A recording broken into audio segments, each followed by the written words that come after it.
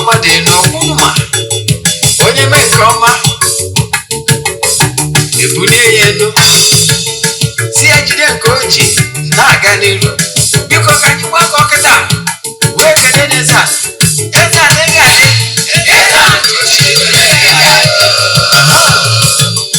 Eze-Ana ugochitubelu nwoke ọma n'Oraifite ị ga-adị.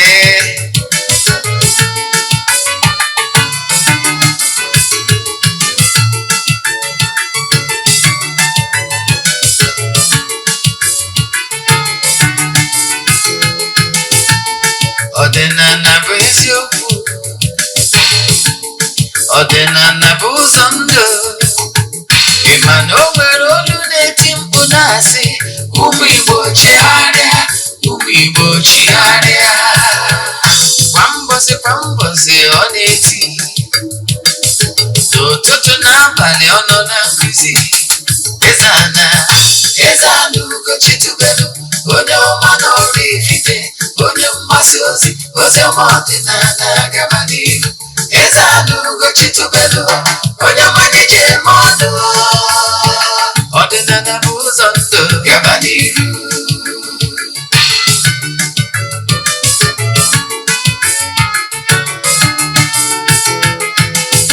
Eze-Ana ugochitubelu onye ọma n'Oraifite, onye mgbasa ozi ọma ọdịnala gaba n'ihu. Eze-Ana ugochitubelu onye ọma na-eje eme ọnụ. Ọdịnala bụ ụzọ ndụ gaba n'ihu. Eze-Ana ga-adị, ugochitubelu ga-adị, ugochitubelu tempụl ọ ya adị.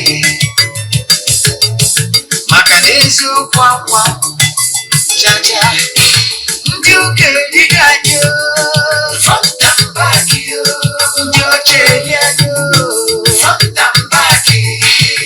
Fọdụ esikala aka ghọrọ ụmụ Igbo si anyị rapụ nke anyị na nke feka mma. Buru Baịbụl bịa, akwụkwọ akụkọ mepekwa chọọchị fa okpuru ụka bịakwa. Ụtụtụ ọma na ụmụ ọdịnala Igbo, anyị abịagokwanụ n'oge awa nke eziokwu, oge anyị ji were na-awa eziokwu niile agba, nke ọ bụ mụ nwa bụ Ogbuefi Eze-Ana ugochitubelu na-anọ n'isi ya. Maka ndị ọ bụ tata bụ izizi ha na-esonyere m, kpọọ m Ogbuefi Eze-Ana ugochitubelu na Oraifite. Abụ m onye isi nchụaja na ugochitubelu ọdịnala tempụl. Anyị na-agba afa miri emi, nụkwazi ọrụ mmụọ dị iche iche. Abụkwazi m onye isi nchụaja na ọdịnala restoration prayer ministry, bụrụkwazi onye mgbasa ozi ọdịnala Igbo. So you can call me an ọdịnala evangelist. I will answer. My mission is to help people live better life. N'ụbọchị taa n'oge awa nke eziokwu, isiokwu anyị bụ more you should know about your guardian angel chi onye ụwa. More you should know about your guardian angel chi onye ụwa gị. Ọnya ka anyị ji maka ya wee bịa. Ọ bụrụ na ị gee ntị nke ọma, you will learn something that will change your life for good. Confusion ị na-enweta gbasara nkụzi a ga-edoga anya. Ọtụtụ ndị mmadụ na-anụgo nkụzi dị iche iche gbasara ya, mana mgbe ụfọdụ ka dị confused n'ihe ekwesịrị ime. Mana before anyị gaa n'iru, ọkwa dị mkpa. Ihe nwere ike imelụ anyị bụ ị na-emetụ aka na share button ka nwanne gị na ikwu gị na ibe gị nwee ike nụ from the horse's mouth. Yes, all the very important. Ka anyị gabazie n'iru. Ihe dị anyị mkpa bụ na ozi a adago. Ozi mmụọ si ka anyị zie na ọdago. Ndị nweziri ntụ ha nụrụ. Ihe nwere ike ime nwanne ozi share. Ọkwa dị mkpa, echefuna na aja anyị na-achụ n'Igbo nke ọnwa Maachị ka na-aga n'ihu. Anyị ga-achịkọta ụbọchị ikpeazụ nke ọnwa. Yes, anyị ga-achịkọta ya ụbọchị ikpeazụ nke ọnwa. Nke ọzọkwazi anyị ji maka ya wee bịa bụ ịchụ aja anyị na-achụ n'igwe. Anyị kwuo na aja bụ aja mbụ n'elu, aja ịpụta ihe. Aja esigoro na ebu n'imirikite elu. Mana anyị anaghị esho ihu ọrụ ma ọ bụ testimonies na social media. You know why? It's not necessary. Mana I can tell you na aja esigoro na ebu ọtụtụ ndị mmadụ elu. Atara na aja anyị chụwara since over 2 years. O nwere ndị na-eso ele anyị si na mgbe anyị bidoro ruo taa. As we speak, young word in the book throughout 2024, I had sure I hear escape within 1 month. He can't deny Jana Chunu. Which is to Naja, he gave me forward or I 3 prayer requests. I never an altar. Not to not go for the Kubu police over Soviet. This to go in the temple, Chuaja, and go for Kubu police in this real lie. Then, no, was I gave me cheer. I did and made the Chuaja, Mesaraka. Mogotazana temple, Chuaja to entities of powers. Jena ben Chuaja, Buebu, and Mesaraka. When the Chubaja, the kid in Aja, and Achu, Igwe. Can you go weekend? I won't show you an Aja and call 1 Abian April, the mother book. Send the chat na WhatsApp and send the Quaja token donation to the account number. WhatsApp number is 0813 8243 871. I repeat 0813 8243 871. More quasi send the message. Another WhatsApp number 0805 7837 672. I repeat 0805 7837 672. Because also only na no I say TV. You like Linkuzi and it's on any other. Join our YouTube channel, Ogbuefi Eze-Ana ugochitubelu oraifite. I will over 1,000 lectures because I know over the years. In fact, when all you open in a channel than I able to in the past. Yes. Then, of course, able Ogbuefi English realize the TV. Only Nollywood movie of they watching. Na channel line TV actually watches it on YouTube. Then ugochitubelu movie productions. I know 20 movies there. More we just was Eze-Ana great movies na YouTube watch. More we just was no Igbo movie na Eze-Ana TV Nollywood movies watch. Ki na-eme nke aka Chukwu okike pụrụ ime ihe niile gozie gị n'ebe ọ dị. Ka anyị gabazia n'iru na nkụzi anyị ji wee bịa. Nkụzi anyị ji wee bịa tata anyị sị dị ka anyị si kọwa na ọ ka anyị kụzikwuo mmụọ ihe niile ị kwesịrị ịma. Anyị chọrọ ka anyị kụziere gị ihe gbasara chi onye ụwa gị, kụziere gị mba ihe ị kwesịrị ịma gbasara ịkpọtụ chi n'okpesi. Nke ịtọ, kụzikwaziele gị ma ihe confusion ndị mmadụ na-enwe ihe gbasara ịgba afa sị ka amara chi onye ụwa ha. Ihe ndị a ka anyị chọrọ ịkọwa. Nke mbụ ugoro bụ na onye bụ chi onye ụwa mmadụ. Wee kọwara gị na Igbo spirituality na mmadụ ọbụla na-eku ume n'elu ụwa dum nwere chi onye na-esu ya na-aga ya nke ndị ọcha kpọrọ guardian angel. Ụfọdụ kpọkwara ya na okpukpere dị iche iche spiritual being. But etere ụgba etere ugwu ihe a na-achọ ka akọwara gị bụ na-enwe that special being na-eso gị ya ka akpọrọ chi onye ụwa gị. Ọtụtụ ndị mmadụ na-eme mistake abịa a na-achọ ka split the two entities. The truth of matter or more entities that is following you. The truth of the matter bụ na chi onye ụwa gị don't split it. Na ọ bụrụ na ị nwetara the real concept of what your guardian angel chi onye ụwa gị stand for. Chi onye ụwa gị bụ afọ jikọtara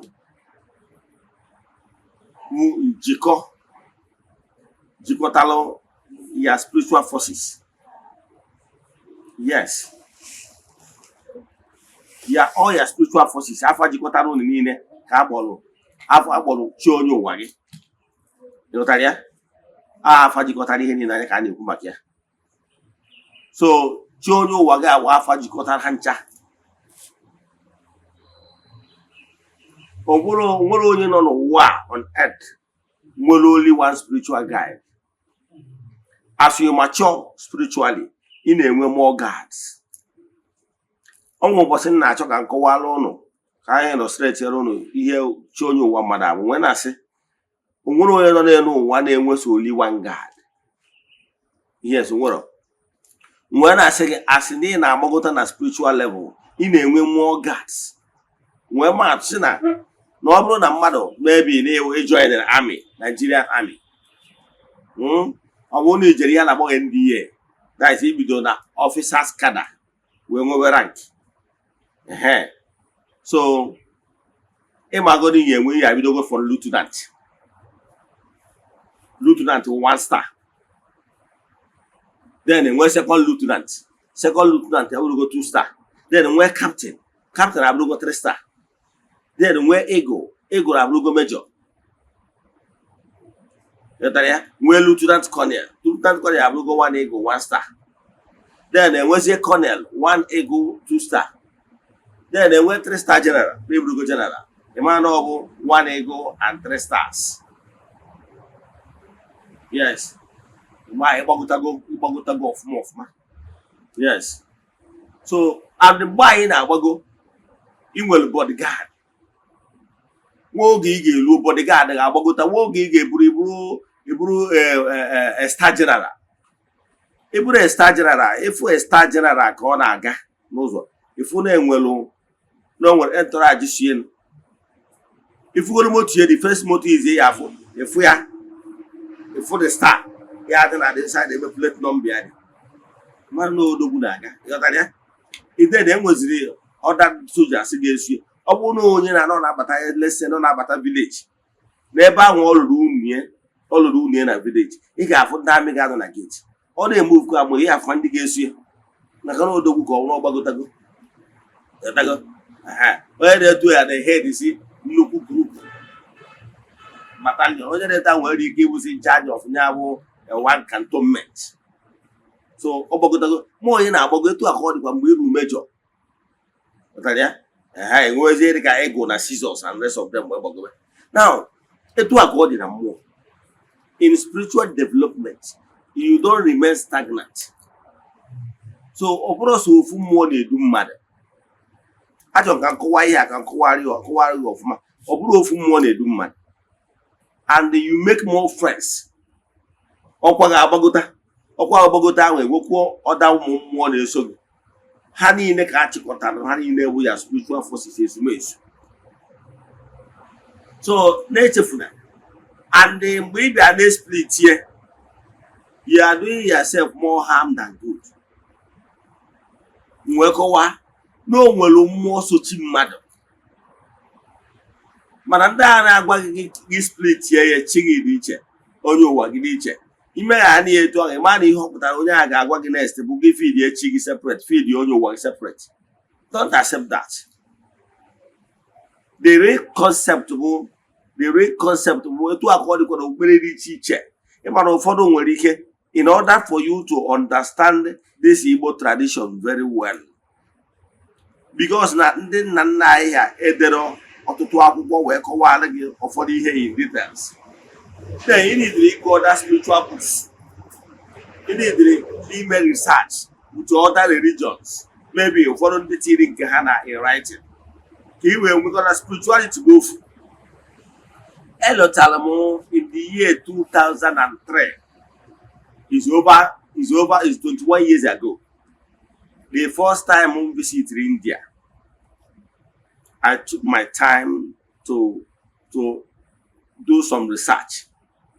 Actually, a friend of mine who happens to be an engineer with their central government invited me as a tourist in India. Yes, the first visa I was 6 months visa. So, getting the opportunity to tour around many places in India. I have been to Bangalore, I have been to Bombay, that is New Delhi. I have been to Kulu Manali, I have been to New Delhi, and so many are northern Indians. Northern India, I have been towards those Nepal of the thing. Those side snow nada. I travel and they had the opportunity or call so many things hang in India. From there, more long so go attend some of their festival in the temple. Yes, that's a media. Only that now I just yaki December I am spoon. Can I that now make Christian? You know, if you can't get Mano on us, you will go on. So gonna get new Kumakia. He had new Kumakia Buna. Mbawa ko jirim well womukuna and well gota. No better Hinduism, but Shintoism and the rest of them. ha niile nwere similarity with Igbo culture. Maka na the ndị Israel na-afụ kwenyelu na-enwere Chukwu okike kacha Chukwu niile chi niile ya ka na-akpọ Bagwa. Anyị wakpọrọ ya Chukwu okike. Now, enwekwaziri other gods. Ndị anjelu nke Chukwu na-ejere Chukwu na mmadụ ozi nke bidogoro from ya gaide na njem buchi onye ụwa. So ihe nkụzi Igbo spirituality abụrụ ihe dị iche na ihe ndị ọzọ enwere na world religion all over. Kama na ọ bụrụ na ịghọta other world religion ọfụma, ihe eji enwe ike ghọta Igbo spirituality very well. Ọnya akpata because of na ma study other world religion. Ọdịnala Igbo na m kwechiri na ọmụnwa ya bụ the last man standing. Ọsọ gwara ya bụrụ na mmadụ niile hapụ n'ọdịnala Igbo bụ kana ebugo m ngwọ gwuo mmiri mana nke ka arụ. I studied from Christianity to other world religion. Wee fụ na ọdịnala Igbo bụ karịcha maka na ihe anyị ji wee dị ebe. So ihe m na-ekwu bụ na n'obere niile kwenyere na-enwere ọbụgo Roman Catholic ha kwenyere na-enwere Chukwu okike pụrụ ime ihe niile. Kwenyekwazie na-enweziri sense ndị anjelu nke Chukwu ndị na-eburu anyị ha wee bugara Chukwu. Etu a ka obere niile na ọdịnala Igbo dị. Anyị kwenyekwa na ọdịnala Igbo bidoro from alụ kwụsị down. Anyị kwenyekwala na ndị a niile bụ ndị anjelu nke Chukwu na-eburu anyị na-ebugara Chukwu including ya chi onye ụwa. So chi onye ụwa gị bụ ya spiritual guide. Now ndị Igbo wee na-eme na-asịrị gị chi onye ụwa gị then inwe obesichi na-ese dị chọrọ ịkpọtụ na chi obesi inwere obesichi inwe obesi ikenga. That ikenga represent the other forces sochi gị. Because those other forces mgbe ị na-abịa ụwa ị nwere ya personal guide onye ọ bụ ọrụ ya bụ the closest being to you. Ị nwere ya spiritual associates. Ị nwere ya ndị otu. Example, ị nwere ya ndị mmiri, ị nwere ya ndị ọgbanje. Ihe dị na forces. So now what ikenga representable forces sochi gị. O nwere ike bụrụ mmiri, nwee ike bụrụ arụsị. Ọ ha forces sochi gị. And it is not better for you to split them. You feed them as a unit. As igwe. Ka ha wee na-alụkọrọ ọrụ dịka igwe. Maka na ebe ọmụ na ebu a na-eto nọ kwekọrịta na-eto aka ọ ga-esi. So stop splitting ya ndị otu into pieces. Because more you split into pieces, more in the video separately. And more they will not be able to work as a union. Ọ bụgoro anyị nwere onwe anyị na-eme ihe mmụọ ịbịa n'okwu mmụọ gị gbaa mmụọ niile gị na ha so arụ ọrụ orikọ so that na ị ga-eji ofu iche wee na-atụ unu na. So nke ọzọ na-achịkọwara ụwa na one chi onye ụwa mmadụ na-eme exist na awụ ya spiritual guide. Yes. Then ihe bụ ya dachi onye ụwa ga na ọdụ ka onyinyo. Yes. Etu a ka ọ dị. Ije na-ebutere onwe confused. Ụfọdụ ndị mmadụ na-aje emphasize ba na ha chọrọ ịgba afọ ịnụrụ ha ụwa. Ihe nke anyị na-eme abụrụ onye nwa bụ the basic one. Ọ nwere ọtụtụ ndị mmadụ na-apụtagoro achụwa ka aje mara afọ ịnụrụ ụwa. Ihe abụrụ onye ahụ the basic one. Ọ nwere ndị ji because of na ha chọrọ ịmụ onye nụrụ ha ụwa. Nduzie n'oze na confusion. Yes. N'oze na confusion. Ọ nwere ike nke mbugoro onwe. Instead of onye ahụ ịbịagoro unu, first of all, you establish your spiritual forces. Establish your altar. When we're going to more I can tell you, no what to the mother. But her establishing or their relationship with Chiha and more so Hachiha had the privilege. Na Chiha, na Chonyo Waha, Jaga Habagosu Omeha. Oh well. So then the manner because no only rules are made important one by aligning with Yachi. Muabagosu single on Yamabu, Yaga Ranger. Emono when they were the gift of a for their spiritual guide. In what idea? Yes. There was some mystics were the opportunity if for their spiritual guide, they are Hana Pankata. Money now we gave men out of maturity. Oh, well, keep it easy. Oh, wait, a bear goes no for God. Oh, what he can then go see one way in you. A man for the face clearly. Oh, what he can go see one way through a voice. No more giga mature no spiritually. He will weak where we stand the word the vibration.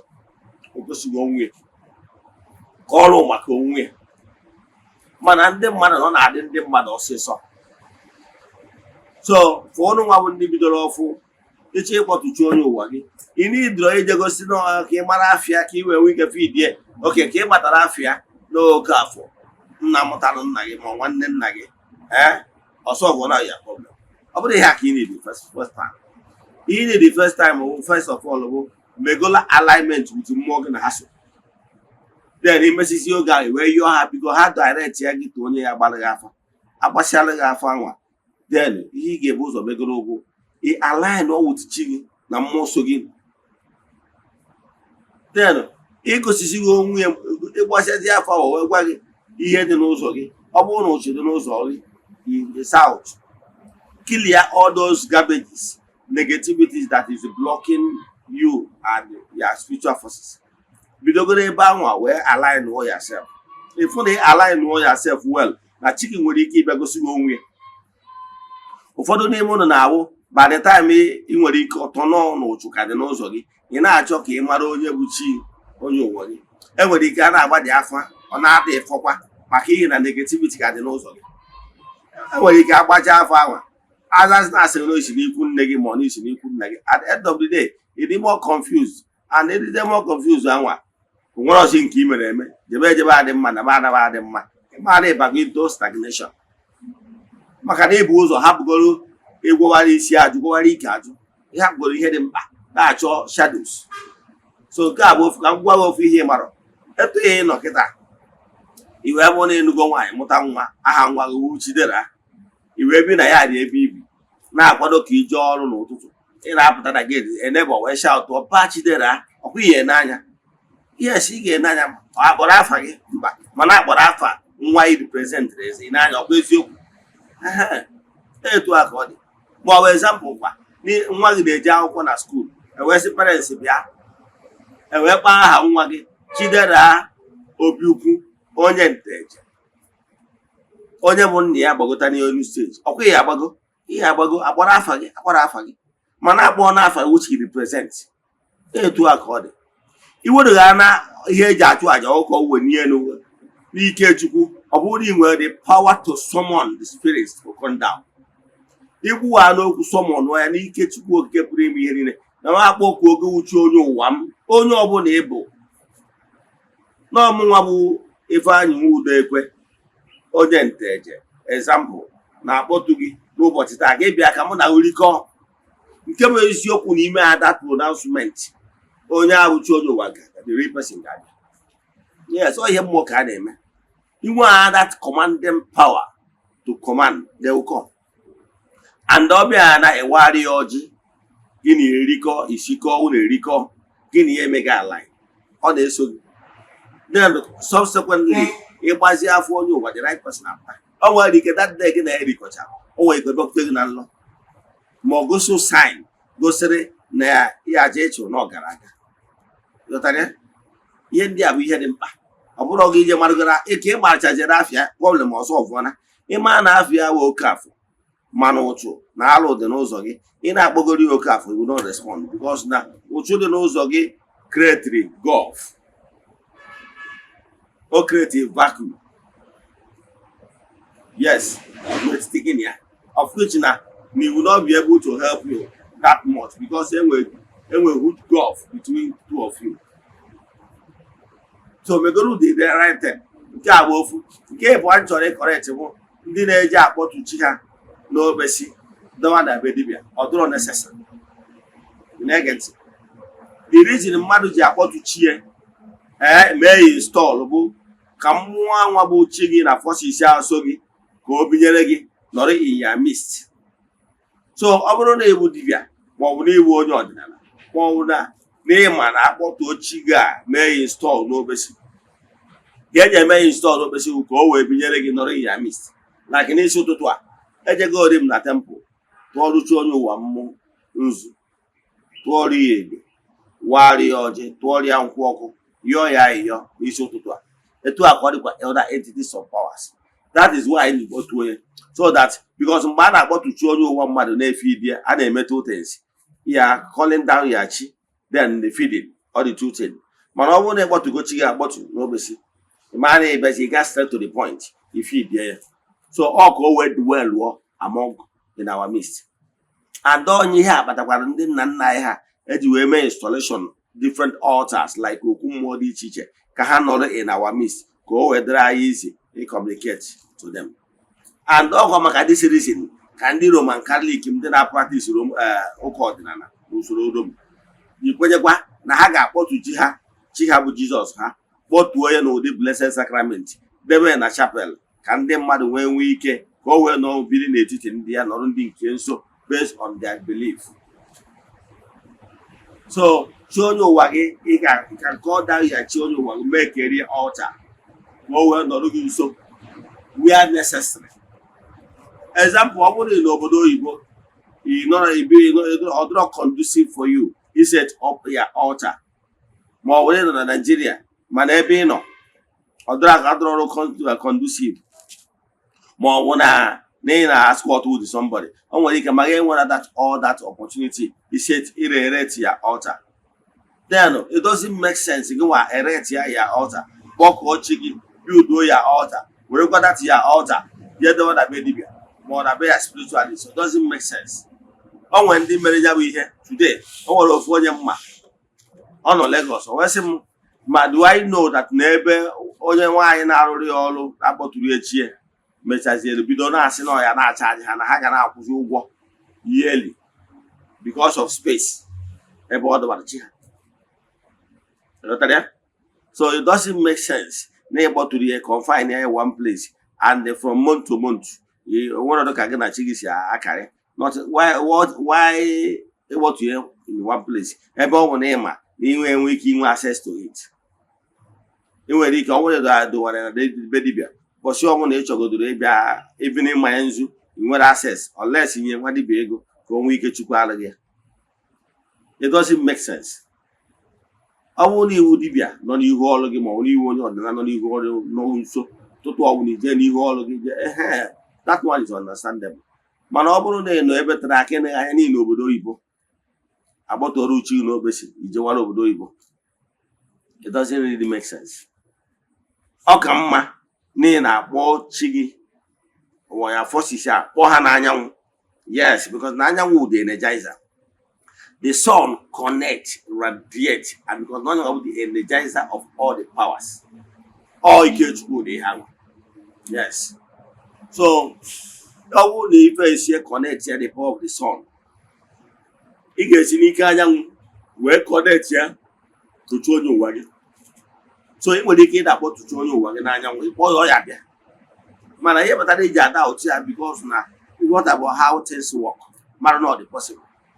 O nwere ihe ọbụla onye akpatara n'ala Igbo na ịbịa na be onye ọbụla bụ ezigbo onye dibịa ọdịnala na ị ga-afụ ịbịa na temple ị ga-afụ ebe adọrọ ankọlọ a na-akpọ ya ịdọ anyanwụ na eze elu.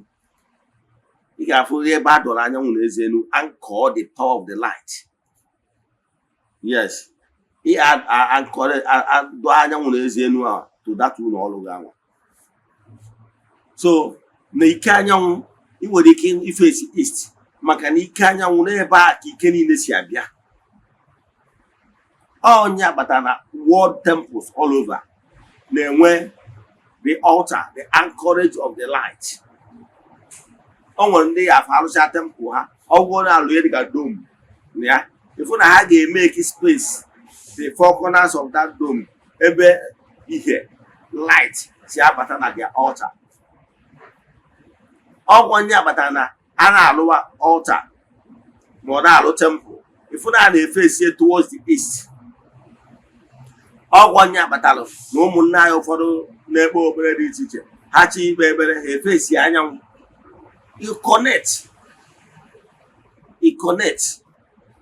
any power ọbụla to the power of the sun. So ọ dị very possible. So ọ bụrụ na ị nọrọ nso ma ọ bụ na ị nwere access, it doesn't make sense. That is my argument. It doesn't make sense ịkpọtụcha onye ụwa gị debe na be dibịa. It doesn't make sense. Kama ọ ya abara uru ọ bụrụ ngwa uru achọrọ m ka jedebe ya ebe a. Bịanụ nke dị mkpa bụ kpọọ chi gị n'anyanwụ wapụrụ ya ọjị, kpọọ chi gị n'anyanwụ tụọrọ ya aja. nke ọzọ nchọ ka kụọkwana gị bụ na ihe eji wee kpọọ chi gị n'anyanwụ. Agwara m gị one, chi onye ụwa gị don split ya chi onye ụwa with ikenga. No, ikenga chi gị na chi gị ga-adịkọta ọnụ. Ihe ọ pụtara na chi onye ụwa gị na forces so chi gị ga-adịkọta ọnụ bụ one. Yes, so all ihe ọ pụtara. So for that reason, you feed them as a unit. Ekwuona m ya mbụ. Then wee kwụkwala gị na ije gbaa afọ onye ụwa abụrụ onye ahụ ihe wụ the first and foremost thing. Before ị gbaa afọ onye ụwa ka you can want the right person. Kaba arụfụ na establish cordial relationship with all your spiritual forces. Then you wee gwazie chi onye ụwa gị ya gosiri onwe ya wee nwee ike mee nke a. Nke a bụ ofu. Nke ịtọ ọzọ ka akọwaziri bụ na ịkpọtụchi onye ụwa gị debe ya na be spiritualist gị doesn't make sense. So iche ịkpọtụchi onye ụwa ịkpọtụchi onye ụwa gị then igboruchi onye ụwa gị chụọrụchi onye ụwa gị aja, then ka chi onye ụwa wee na-akwụdoro gị mgbedo. Mana ịkọnfine chi onye ụwa gị in one place and it's not as if na ọka iwee na-ekperi ya, it doesn't make sense. Ọ bụrụ ihe ị kwesịrị ime. And ụnụ ajaji na-esi ọnwụ na iwu riri na ị ga-agbarịrị afọ. O nwere ndị chi onye ụwa ha nwere ike ọ bụ na chi onye ụwa ga-anwa gbawara na mmụọ. Yes, ọ bụ na ọ gbawara na mmụọ. Ị na-agba afịa ọ na-adị efekwa, especially ndị akpọrọ ọrụ. Mana na ịmara afịa does not mean na ịma na-efe idi ọ na-alụrụ ọrụ. It's a special guy. So once you live a good life, then you know how to perform it. Ị na-achụnya bụ achọ ga na-aga. Ka ihe dị wee kwube maka ndị na-erime n'onwe ha stagnant na ha chọrọ ịmarịrị afọ onye anwa na ha chọrọ ịmarịrị afọ onye anwa, then ọ na-enye nsogbu anwa. That should not stop you from use the simplest method nkọwara gị kpọgochi onye ụwa gị akpọ n'onye ahụ na-afa. Nke bụ eziokwu na ochi onye ụwa gị amaara gị. Instead of ịkpọ the wrong person, ịkpọ ana the wrong person afa, even the real person will stay clear. Mana ịkpọ ana etu a nnọkịta ewe wonye ehere wee sị chi onye ụwa ma onye ọbụla ịbụ na tata na mụnwa bụ Chukwu nọnyere m enwe na m Ogbuefi Eze-Ana ugochitubelu nwa eji obi enwe na m na oraifite na-akpọkụchi onye ụwa ma onye ọbụla ọ bụ n'ike Chukwu n'aha Chukwu okike pụrụ ime ihe niile gbadata bịa were oke na taa na m na-esiri gị ike na-awapụrụ gị ọchị. Nke bụ eziokwu na dịrị person and imesi ya n'etu a mesịa anata line ifu na that three person will join you. Ifu na ị na-agbazi afa subsequently ị ga na-afụ na ya bụchi onye ụwa ga na-esogharị. Yes, ọ na-emere gị ihe. So ka anyị kwụsị confuse onwe anyị. Yes, ka anyị kwụsị confuse onwe anyị and ibido confuse onwe gị at the end of the day dị tired. O nwere some certain things ị nwere ike inweta the first idea of how that thing works until ị gbagota to certain spiritual level. Ifu na mmụọ nweziri ike iji aka ya wee kọwala gị ihe ụfọdụ ihe olugbo mystics. Ifu na ị ga-enwezi mystic visitation nwere ike ịbịa sị gị yes na ihe na-etu anyị na-achọ all this why ị na-achọ the meaning, see the meaning.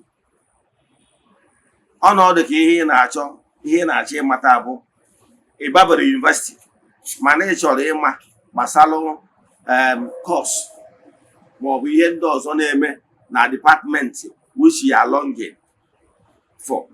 Eneghị anya na ị chọrọ ịgụ medicine mana ịbabara aba nwetabara admission mana ị chọrọ ịgba ihe na-eme na medical line. Ya ị chọrọ ịma ihe na-eme na medicine course, ọ ya adịrọ possible. Ị ga-efes bata n'ime. By the time you develop your spiritual level and maturity by meditation, constant meditation, ifu na chi gị ahụ ga-eji aka ebe na-agwa gị okwu, o nwere ike ịnọgide gosiri onwe ya ma ọ bụrụ na ofe ilo na-ebigo wọdị and ihe we stand the vibration. So ifu mmụọ ihu na ihu ifu na ị nwere ike ịnọgide chi gị adọpụta gị, o nwere ike ọ na nlọ sef afụ onye na-ada abịa agbara gị ọgụ na mgbe ọbụla ọsọ chụgbara gị maọbụ ihe dị aṅa jọrọ ime gị na nlọ ifu na ọwụchie. mgbe ọ bụ na ị mature spiritually ị ga-asọmọn wu courage eji ya kere onye bụ kere ihe kpatara iji wee nwee interest n'ebe nọ ofu na ọ ga-eji aka open up na ọ bụghị ana na ị mature otu some certain level open up sị gị na ya bụ onye dị etu a na ya bụ ya aga idere nja ya bụ chi onye ụwa efu na mgbe ụfọdụ so certain ihe omimi ị nwere ike ịjụ ya nụ gị na-enwe interaction ịma na ọ dị possible ihe niile na depend na ya spiritual level ebe ịgbọ so ihe a ndị Igbo enwero the one central word a ga-eji wee kọwaa ihe gbasara chi gị na ihe gbasara mmụọ so chi gị onye ka ha ji wee use the simplest method gwa gị na-enwere chi onye ụwa gị gwa gị na-enwere ikenga so chi